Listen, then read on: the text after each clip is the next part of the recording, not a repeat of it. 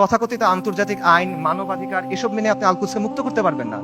এগুলো হলো আপনার জন্য বাধ্যতামূলক, ওদের জন্য অপশনাল। ইসরায়েল কতগুলো মানবাধিকার ভঙ্গ করছে, ইসরায়েল কতগুলো আন্তর্জাতিক আইন ভঙ্গ করছে, আমেরিকা ইরাক আর সিরিয়াতে কি করছে, ফ্রান্স এখন আফ্রিকাতে কি করতেছে, ইভেন জাতিসংঘের যে শান্তিরক্ষা বাহিনী এর আগে সুদান, হাইতি, লাইবেরিয়া, কঙ্গো এসব জায়গায় গিয়ে সাধারণ মানুষকে রেপ করতেছে। এগুলো মানবাধিকার লঙ্ঘন না? আন্তর্জাতিক আইনের ভঙ্গ হয় না এখানে? কার কি হয়েছে? কিচ্ছু হয় নাই। এটা ওরা বানাবে, আপনি মানবেন। এটা ওরা মানার জন্য না। আপনি এগুলো বিশ্বাস করে বসে আছেন, লাভ নাই। এগুলোতে ওরা আপনার হাত দুই পেছনে বেঁধে রাখবে, তারপর ইসরায়েল এসে আপনাকে জবাহ করবে।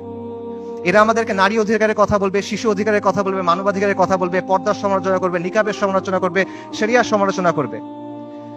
তারপর আমাদের বইয়ের মধ্যে এলজিবিটি ঢুকাবে। কিন্তু যখন লিটারেলি হাজার হাজার নারী, শিশু, বৃদ্ধ মারা যাচ্ছে, জেনোসাইড হচ্ছে, এথনিক ক্লেন্সিং হচ্ছে, তখন এরা এসে কি বলবে?